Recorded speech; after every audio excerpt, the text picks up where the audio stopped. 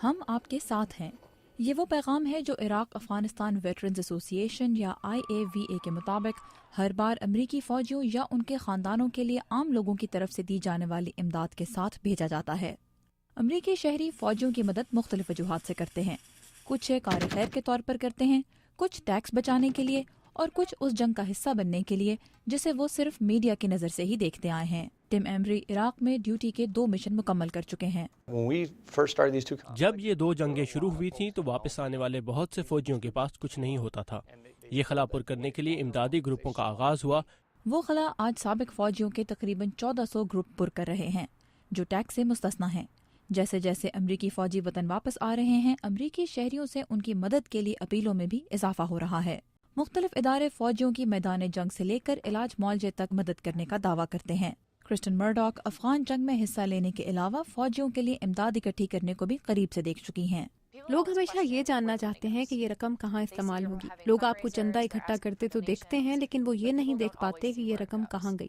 گزشتہ 10 برس میں سابق فوجیوں کے صرف ایک گروپ کو ٹیکس سے استثنا نہیں دیا گیا، لیکن بینٹ وائنر، جن کا تعلق امریکہ کی بیٹر بزنس بیورو سے ہے، کا کہنا ہے کہ امداد کے درست استعمال کے بارے میں معلومات حاصل کرنا آسان نہیں۔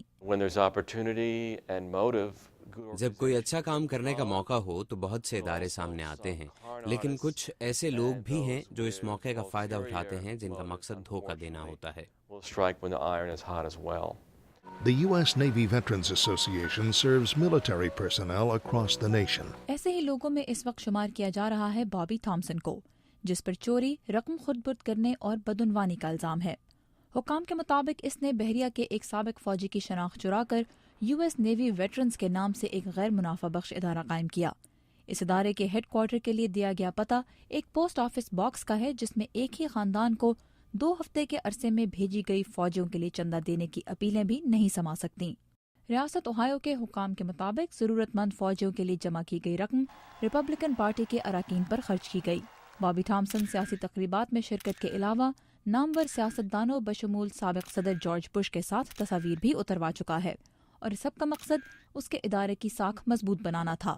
بابی تھامسن نامی شخص کی تلاش پورے امریکہ میں جاری ہے، جبکہ حکام کو خود برد کیے گئے $10 کروڑ کی بھی تلاش ہے۔ قانونی ضابطوں کے مطابق کام کرنے والے اداروں جیسے عراق افغانستان ویٹرنز ایسوسی ایشن کو امید ہے کہ ایسے واقعات لوگوں کو ان گروپوں کو چندہ دینے سے نہیں روکیں گے جو واقعی فوجیوں کی مدد کر رہے ہیں۔ اگر آپ ایک ایسا ادارہ دیکھتے ہیں جو قابل بھروسہ نہیں لگ رہا تو آپ اس سے دور ہو جائیں گے اور اس کی بجائے ایک ایسے ادارے کی مدد کریں گے جو صحیح کام کر رہا ہے۔ ایک عام امریکی کافی عقل مند ہے اور اسے جلدی اندازہ ہو جاتا ہے۔ لیکن جو ان اداروں پر نظر رکھ رہے ہیں ان کے مطابق چندہ دینے والوں کو ہوشیار رہنا چاہیے۔